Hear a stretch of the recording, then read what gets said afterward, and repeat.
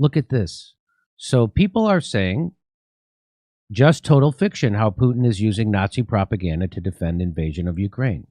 So they're saying there's the allegation that the Ukraine military has and the government has neo-Nazis infiltrated and embraced by the government, actually. And here's the PBS NewsHour. Remember, it's funded by oligarchs and the government, so you're not getting the truth from PBS, even though you think you are. You're just as bad as anything else out there, PBS. Analysis: Putin's claim that war on Ukraine is to target Nazis is absurd. Here's why. So he says he's going to fight those Nazis. So in case you don't know what's happening, there was supposed to be an agreement in 2014 called the Minsk Agreement, which after they overthrew the government in Ukraine, they kept shelling the people in eastern Ukraine, right, who didn't want to go along with the overthrow. And so those people are ethnic Russians.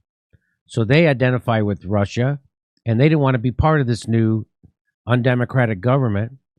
And so they would shell them, and they killed 14,000 of them over the last 8 years, even though there was supposed to be a ceasefire in 2015 called the Minsk Agreement. And so Putin says he's going in to stop that slaughter of those people in the east of Ukraine, which the Ukraine government hasn't stopped shelling. Now, that is true. Now, I'm also against his invasion. War is not a good idea. So, but here, there's PBS claiming that there is the claim of Nazis is wrong. And there was also People magazine got into it. So here's Alex Rubinstein. So we're gonna lay this all out for you. This would be nice. He says, watch Yevhen Karas, the leader of Ukraine's neo-Nazi terror gang C-14's speech from Kiev earlier this month. Straight from the horse's mouth, he dispels the many narratives pushed by the left, the mainstream media, and the State Department. So he's going to brag about he's not denying he's a Nazi, and he's going to brag that of all the influence they had in the coup, and that the fact that the coup wouldn't have happened if it wasn't for the Nazis. Watch this. So he says Maidan was the victory of the nationalist ideas. That was the coup that took place. And he said that was the victory for the nationalist ideas. Well, what does nationalist mean? It means Nazi ideas, right? Okay. Nationalists were the key factor there, and clearly at the front lines. Now, there is a lot of speculation saying, well, there were only a few neo-Nazis. LGBT and foreign embassies are saying there were not much neo-Nazis on Maidan. Maybe about 10% of the real ideological ones. The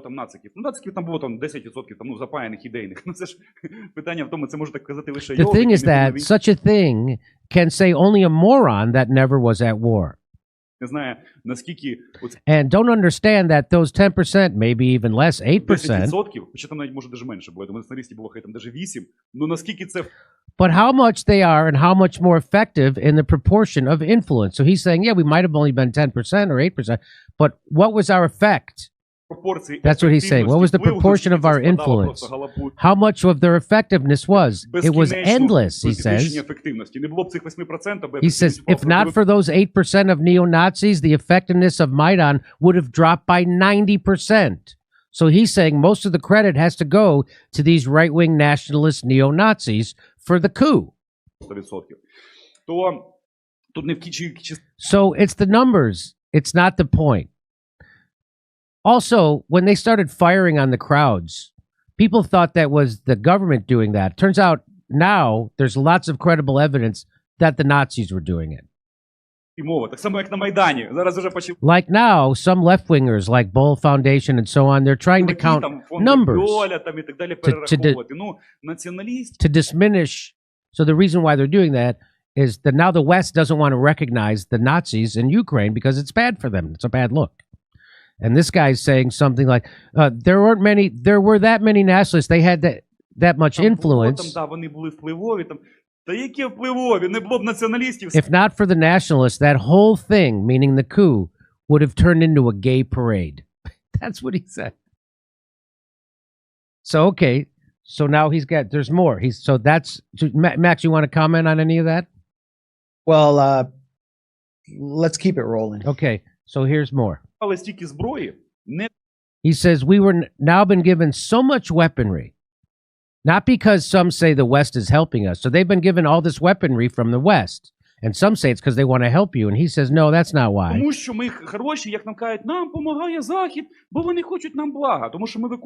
not because the West wants the best for us, but because we perform the tasks set by the West. Because we are the only ones who are ready to do them. Because we have fun. We have fun killing, and we have fun fighting.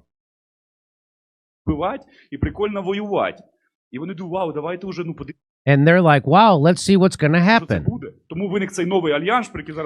And that is the reason for the new alliance, Turkey, Poland, Britain, and Ukraine. So he's saying, we're starting this whole new thing. There's going to be a whole new power alliance, and it doesn't rely on NATO. We are the flagman here because we have started a war. He's taking credit for starting this war with Russia. We have started a war that has not been seen for 60 years.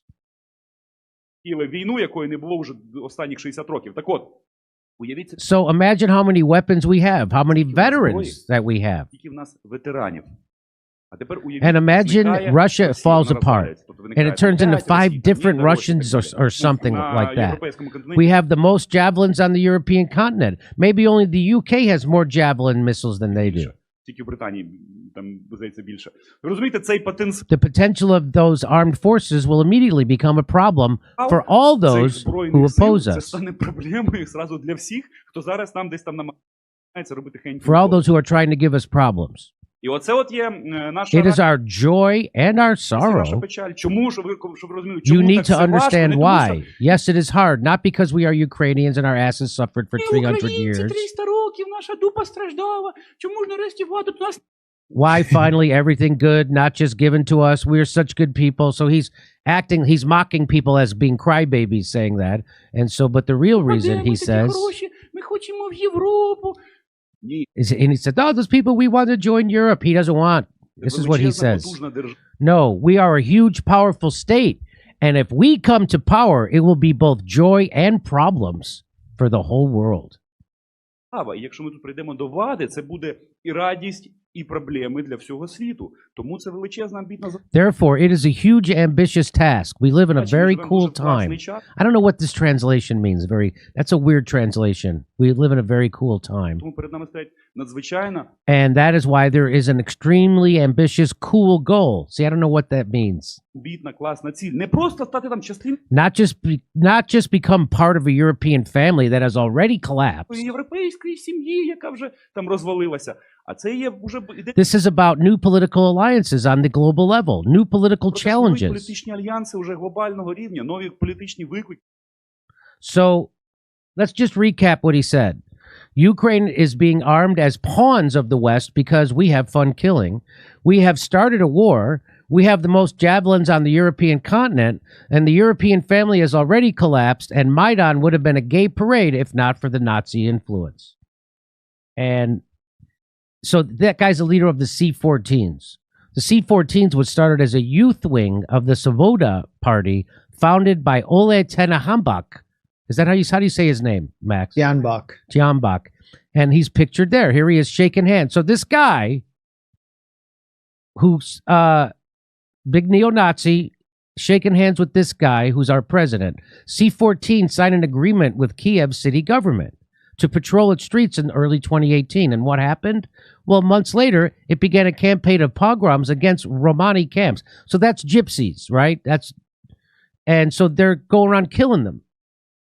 They're beating them.